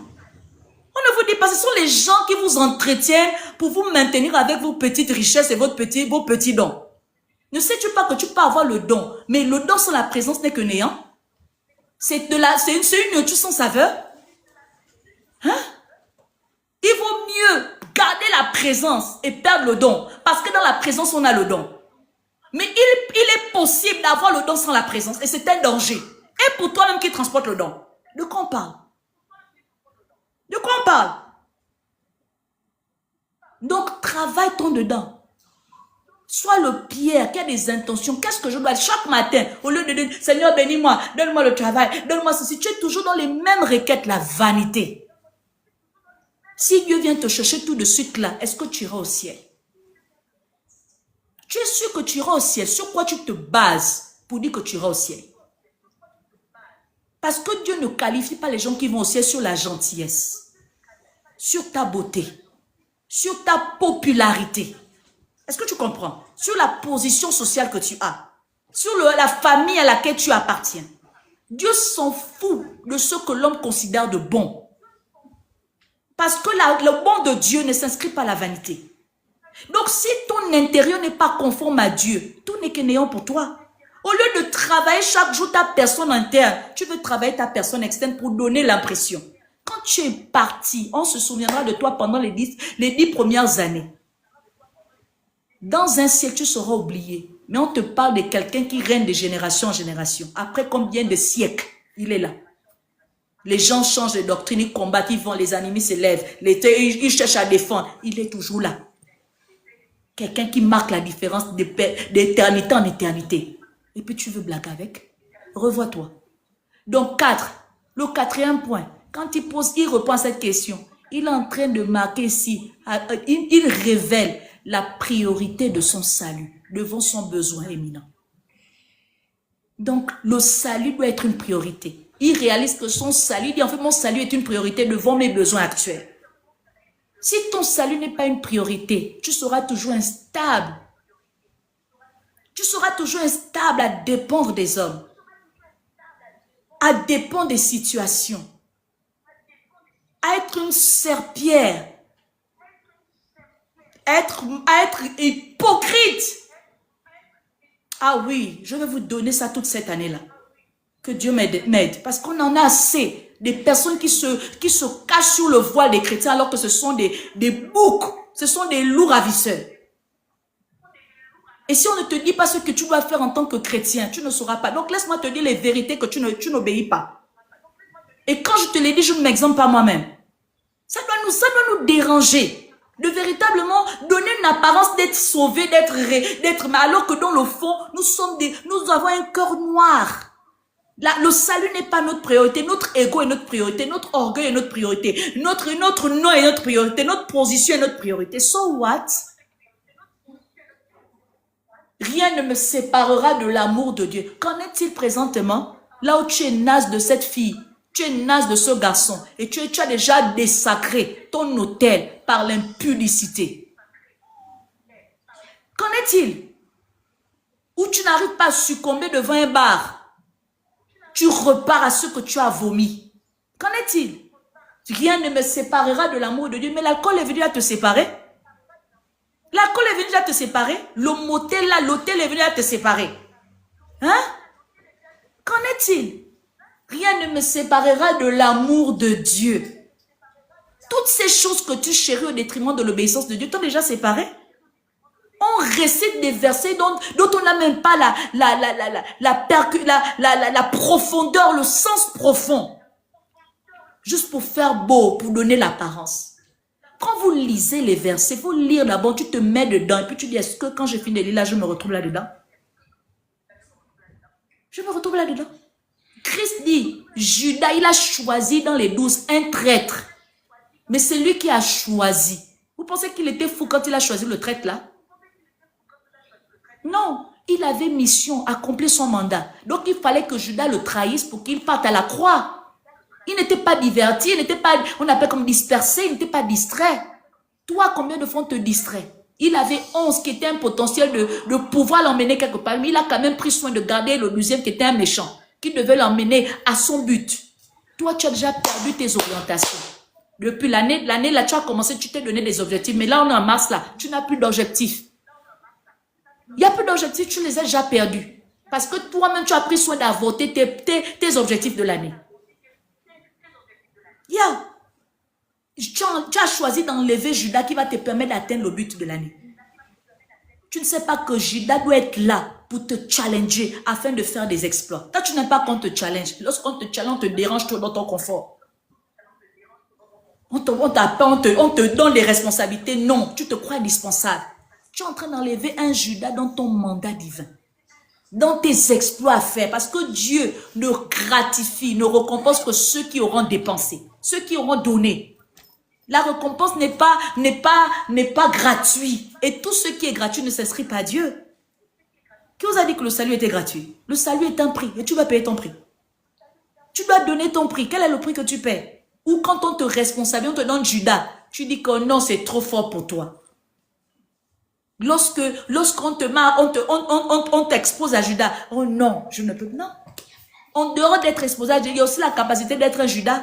Quand il y a le feu, tu renonces. Pourquoi? Pourquoi? Si Dieu a mis le feu, c'est pour te permettre d'atteindre le but. Parce que c'est par le feu qu'on donne qu'on révèle la valeur de quelqu'un. Donc, il a compris qu'il fallait qu'il garde Judas pour connaître la valeur de sa venue. Parce que l'oncle n'a fait que révéler les choses compliquées. Si Judas ne part pas le trahir, comment on va comprendre qu'il était dans la vérité? Donc, parfois, il faut prier, il faut bénir les Judas de ta vie. Il faut bénir les Judas de tes saisons. Moi, je bénis tous les Judas que j'ai eu à la vertu en Jésus-Christ. Parce que ça m'a permis de savoir que j'étais authentique dans mon appel. Moi, je bénis les traîtres. Parce que les traîtres me valorisent. Moi, je ne cherche pas à les ressembler. Je prends la bénédiction de leur trahison en source de croissance spirituelle et de devenance dans mon Dieu.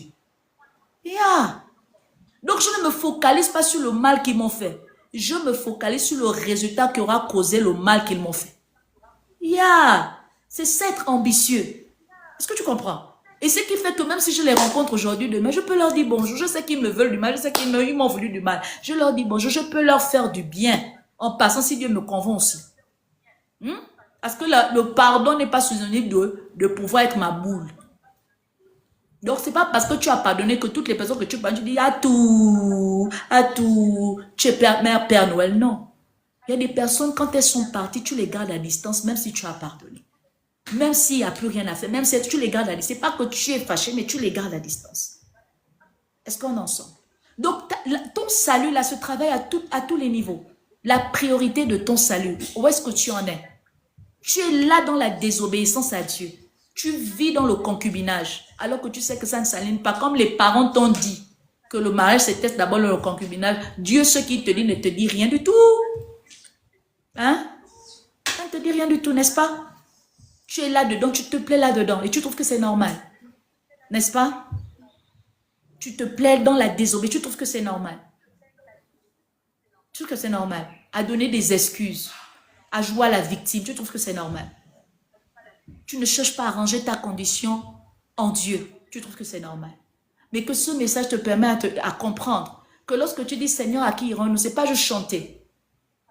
C'est une réflexion profonde qui doit être une réalité en toi. Où tu décides de devenir, comme Pierre l'a été. Parce qu'au fil de temps de son évolution, on a compris que ce qu'il avait dit était authentique. Il a connu il a accepté qu'il n'y avait pas d'autre alternative que Christ. Il a confessé le Seigneur Jésus. Au moment de la crise, là où c'était intense, il a régné, il s'est repenti, il a continué la course. Et après la Pentecôte, il a gagné 3000 âmes. Il a continué de gagner les âmes. Parce qu'il savait que la priorité, c'était là-bas. Donc, quelle est ta priorité? Est-ce que tu continues à regarder cette situation comme elle est ou tu décides de t'inscrire pleinement dans Dieu en renonçant à toi et en décidant de marcher comme il veut? Parce que oui, le Seigneur te veut quelque part et en lui. Et en conclusion, tu prends la parole de Dieu est celle qui nous permet de demeurer. La parole de Dieu est celle qui nous permet de demeurer. Lorsque Pierre dit, Seigneur, à qui irons-nous? En fait, il est en train de dire, il n'y a pas de demeure sans ta parole. Il n'y a pas de demeure. La Bible déclare que tout passera, mais pas la parole. Donc, Pierre est en train de dire, il n'y a pas de demeure sans ta parole. Donc, si tu décides de marcher selon la parole de Dieu, tu vas atteindre les objectifs de Dieu. Et la parole de Dieu n'est pas que celle qui est écrite dans la Bible. Il te parlera dans les instructions, parfois par une personne interposée, parfois par toi-même. Ce sont des paroles qui viennent de lui, pleines de vie. Marche dans elles, même si elles sont difficiles à faire. Mais tu atteindras le but de demeurer, de préserver ton éternité et de pouvoir pleinement t'accomplir dans cette vie. Que le Seigneur te bénisse. C'est ce que j'avais pour toi ce matin. J'étais tellement interpellée brutalement.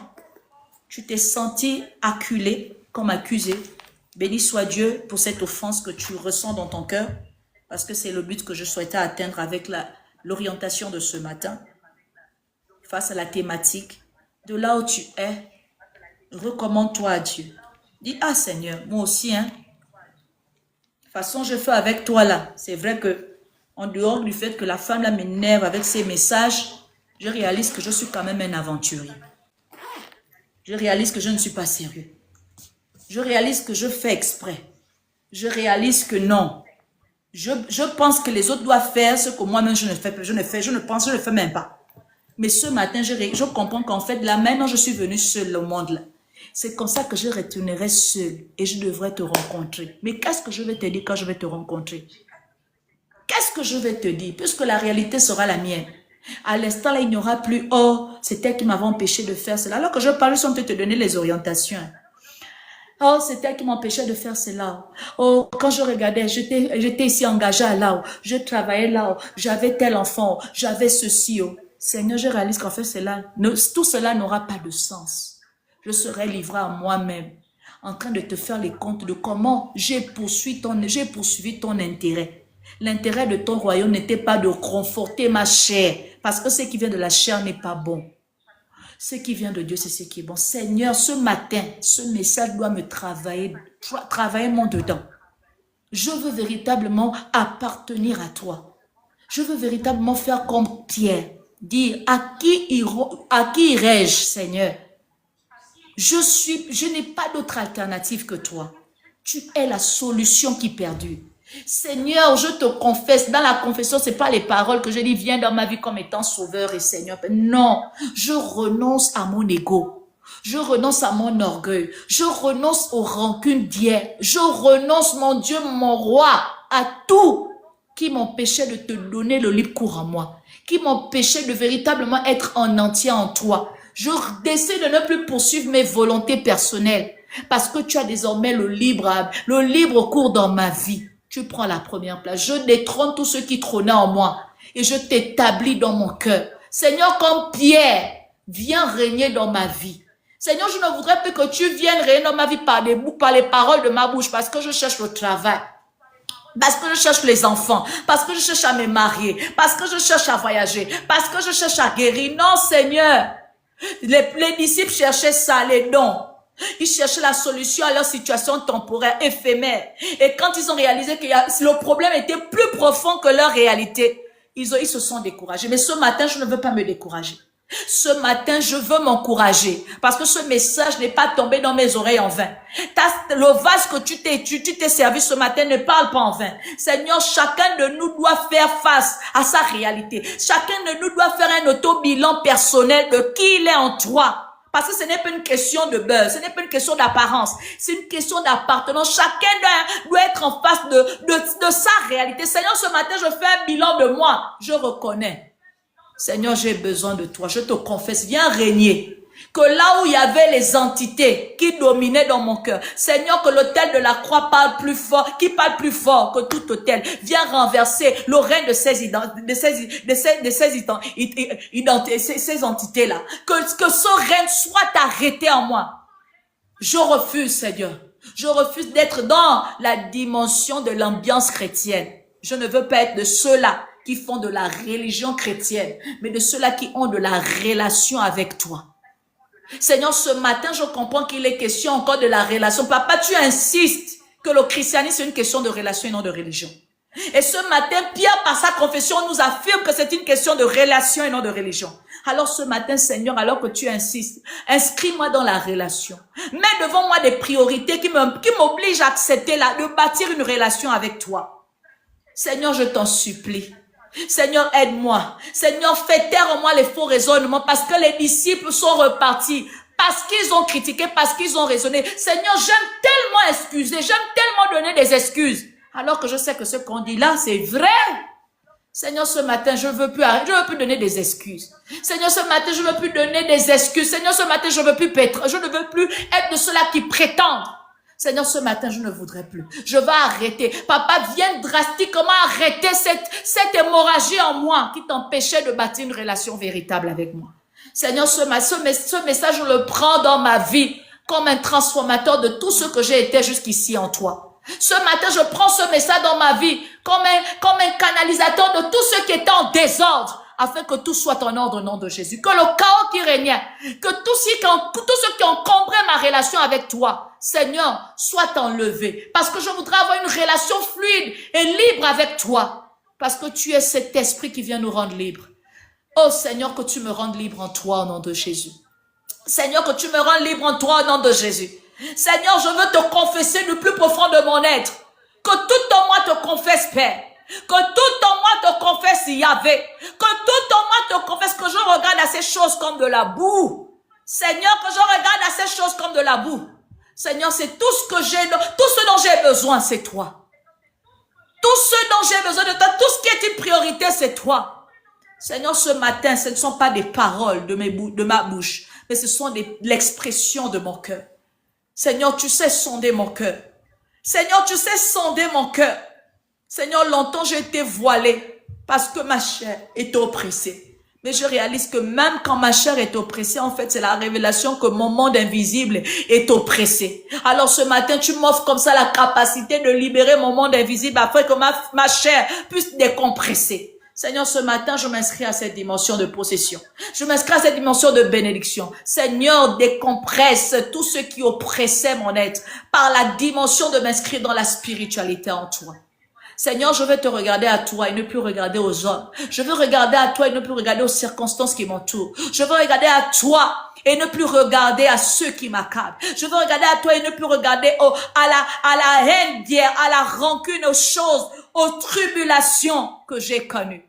Je veux regarder à toi comme le lendemain que tu me promets, comme l'éternité que tu me promets, parce qu'en toi j'ai l'assurance de la vie, en toi j'ai l'assurance de la paix, en toi j'ai l'assurance de la joie, en toi j'ai l'assurance de l'amour, en toi j'ai l'assurance de la fidélité, en toi j'ai tout ce que je cherche, parce que tu es mon tout en tout. Seigneur, ce matin, ce n'est pas la prière d'une religieuse, ce n'est pas la prière d'un religieux, c'est la prière de quelqu'un qui prend conscience que la chrétienté est question d'une relation et d'une authenticité. Seigneur, ce matin, je m'inscris en toi. Plus comme une adhérente. Plus comme une adhérente, plus comme un visiteur. Plus comme un sympathisant. Mais comme un appartenant. Comme un acteur. Comme quelqu'un qui véritablement marche avec toi. Seigneur, ce matin, je m'inscris à toi dans la loyauté et l'honnêteté, qui est la vertu en Christ. Seigneur, ce matin, je décide d'être loyal. J'ai été tellement déloyal envers les hommes. J'étais tellement déloyal envers moi-même. Oh, Seigneur, combien de fois je me suis promis et je me suis trahi avant de penser à ceux qui m'ont trahi. Mais Seigneur, moi-même, je me suis trahi. Je me suis trahi parce que je me suis voulu du mal. Je pensais du mal de moi. Je me suis trahi sur plusieurs dimensions. Des projets que j'ai faits, Seigneur, je ne les ai pas respectés. Des promesses que je me suis faites, je ne les ai pas honorées. Seigneur, moi-même, j'ai commencé à me détruire avant que les hommes me détruisent. Seigneur, combien de fois tu m'as interpellé et j'ai joué à l'hostile? À combien de fois tu m'as interpellé, j'ai joué à la sourde-muette? Seigneur, ce matin, je m'expose à toi par les compassions de Christ. Je viens me repentir du mal que je me suis fait à moi-même. Je viens de me repentir de la haine que je me suis infligée à moi-même. Parce que si je dois aimer Dieu que je dis aimer, je dois commencer par m'aimer moi-même. Et m'aimer, c'est m'offrir la grâce au salut. C'est m'offrir au salut. Seigneur, apprends-moi à m'aimer. Seigneur, apprends-moi à m'aimer. Seigneur, apprends-moi à m'aimer. Seigneur, apprends-moi à m'aimer. Que je cesse d'être dans le suivisme spirituel. Que je cesse d'être dans la religion. Oh Seigneur, apprends-moi à m'aimer. Apprends-moi à me choisir. Parce que si je m'aime, assurément je serai aimé.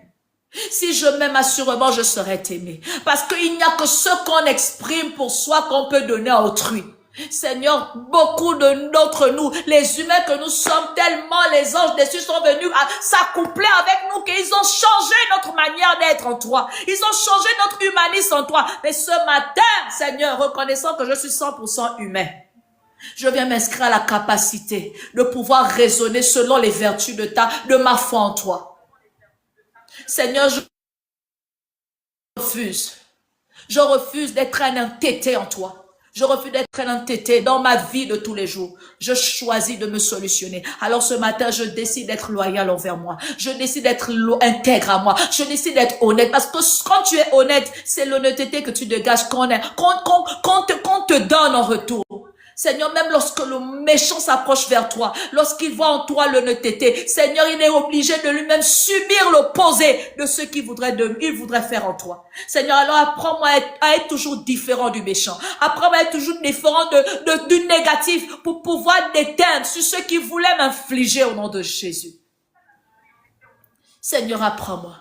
Apprends-moi à me démarquer. Me démarquer, ce n'est pas m'enorgueillir. Me démarquer, ce n'est pas avoir une assurance qui prouve que je m'autosuffis. Me démarquer, c'est une invitation à révéler le type de qui je suis en toi. Seigneur, apprends-moi à me démarquer pour ta cause. Même lorsque tout le monde dit que c'est pas bon, tant que toi tu es là-dedans, que je sois la seule qui dit c'est bon, parce que toi tu es à l'intérieur. Seigneur, apprends-moi à dire que c'est bon lorsque tout le monde dit que c'est pas bon. Lorsque la foule se retourne, apprends-moi à rester dans ma position en toi. Parce que c'est ce qui compte. Ta présence est le ciel pour moi. Ta présence est le ciel pour nous. Ta présence est le ciel pour nous. Ta présence est le ciel pour nous. C'est plus que des mots. C'est plus que des mots. C'est plus qu'un chant, Seigneur. Ce matin, nous voulons nous inscrire dans cette vérité. La loyauté et l'honnêteté. L'accès de ton royaume est tellement étroit. Seigneur, que je rétrécisse dans ma manière d'être en toi. Seigneur, que je rétrécisse dans ma manière de marcher parmi les hommes, que je choisis les standards qui s'alignent à tes obligations, à tes principes divins, que j'apprenne à lire la Bible, de sorte à ce que quand je lis, je m'inscris, je me proscris moi-même ce que je lis pour te ressembler un peu plus. Que je cesse de lire la Bible pour indexer autrui, alors que moi-même, j'ai la poutre dans mon œil. Alors que moi-même, je ne suis pas un exemple. Alors que moi-même, je profane tous les jours mon corps, mon temple. Alors que moi-même, je suis dans le faux. Alors que moi-même, je ne fais pas beaucoup, plus que ce que j'exige aux autres. Seigneur, ce matin, sors-moi de cette façon de donner, de donner comme impression. Et inscris-moi dans ce qui est essentiel. Parce que le salut est une réalité. Le salut est une réalité. Seigneur, apprends-moi à être loyal. Seigneur, apprends-moi à être vrai. Seigneur, apprends-moi à être vrai. Seigneur, apprends-moi à être vrai en toi. Dans ta vérité. Seigneur, apprends-moi à prioriser l'éternité. Mon salut est plus important que ma vanité. Seigneur, permets-moi de changer ma manière de regarder aux choses. Permets-moi de changer ma manière de regarder à la situation. Permets-moi de changer, mon Dieu, mon roi, ma façon de me positionner. Que je regarde à là où les hommes ne regardent pas parce que c'est là où toi tu regardes. Que je regarde à mon salut parce que c'est ce qui est important, c'est ce qui m'a le plus cher. Seigneur, apprends-moi à prioriser mon salut. Seigneur, que les critiques des hommes ne m'atteignent pas. Que les jugements des hommes contre moi ne m'atteignent pas. Que l'abandon des hommes ne m'atteigne pas. Seigneur, que la trahison des hommes ne m'atteigne pas. Seigneur, que tout ce que les hommes ont pu faire contre moi dans le monde invisible ou physique ne m'atteigne pas dans ma manière d'être en toi. Parce que ma priorité, c'est mon salut. Seigneur, mon salut est plus important que tout. Seigneur, mon salut est plus important que tout. Seigneur, mon salut est plus important que tout. Seigneur, mon mariage n'est pas plus important que mon salut. Seigneur, mes enfants ne sont pas plus importants que mon salut. Seigneur, les honneurs ne sont pas plus importants que mon salut. Les positions que les hommes m'ont données ne sont pas plus importants que mon salut. Seigneur, rien n'est important. Ma manière d'être, ma manière de m'habiller, ma manière d'être, mon visage n'est pas plus important que mon salut. Les relations que j'ai dans le monde ne sont pas plus importantes que mon salut. La famille à laquelle j'appartiens parce qu'elle a un grand nom n'est pas plus importante que mon salut. Seigneur, permets-moi de revoir les choses dans ton ordre divin. Seigneur, permets-moi de revoir les choses dans ton contexte afin de préserver mon salut. Seigneur, permets-moi de revoir les choses dans ton contexte afin de préserver mon salut parce que c'est une vérité. Nous comparaîtrons tous autant que nous sommes. Nul n'est éternel. Assurément, toi, le Dieu de l'éternité, tu nous feras face un jour et tu nous demanderas des comptes. Seigneur, si je t'ai choisi, toi, que je demeure en toi. Seigneur, si je t'ai choisi, toi, que je demeure en toi. Seigneur, si je t'ai choisi, toi, que je demeure en toi. Je te bénis, Père de gloire, pour cette prière que je t'adresse du plus profond de mon cœur. Seigneur, ce matin, je décide d'être comme tu veux que je sois. Je décide d'être un Simon-Pierre et non un Judas Iscariote qui trahit et non un de ses disciples qui repartent à ceux qu'ils ont vomi. Seigneur, ce matin, je décide de prendre cet engagement de demeurer en toi jusqu'à ce que tu viennes me chercher. Seigneur, je ne voudrais pas être de ceux-là qui, après leur départ sur la terre, on va emmener dans les églises, pensant pouvoir faire des prières, des messes, des requiem, alors que le fond n'est pas conforme à ta réalité. Seigneur, je ne voudrais pas être un tableau blanchi lorsque tu viendras me chercher. Je voudrais véritablement être dans ta félicité, en me réjouissant, revêtu de cette couronne que tu auras pris soin de mettre sur ma tête, parce que j'aurai combattu le bon combat, la vertu en Jésus-Christ. Parce que j'aurai combattu le bon combat, ce mandat que tu m'as donné. Je te bénis, Seigneur, pour cette dimension de grandeur spirituelle que tu inscris dans mon esprit ce matin. Je te bénis, mon Dieu, mon roi, pour cette priorité que tu prends dans ma place ce matin. Je te bénis, Seigneur, pour cette mentalité que tu reformes en moi ce matin. Je te bénis, Papa Yahweh, pour ce brisement que tu occasionnes dans ma chair, afin de m'inscrire véritablement en toi. Je te bénis, Seigneur, pour la réforme qui prend forme dans ma vie ce matin. Je te bénis, mon Dieu, mon roi, pour la transformation qui prend vie ce matin. Je te bénis, Seigneur, pour la guérison qui se passe en moi ce matin. Pour la restauration qui se passe en moi ce matin. Pour la libération qui se passe en moi ce matin. Je te bénis, Saint d'Israël, parce que je sais que ce message, je sais que cette atmosphère a été propice pour pouvoir m'inscrire dans une dimension de grandeur spirituelle. Au nom de Jésus. Gloire et honneur à toi, Père. Toi qui règnes à jamais.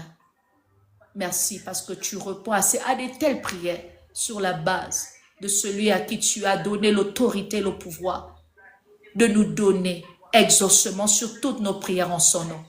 Jésus-Christ de Nazareth. Amen. Amen, amen.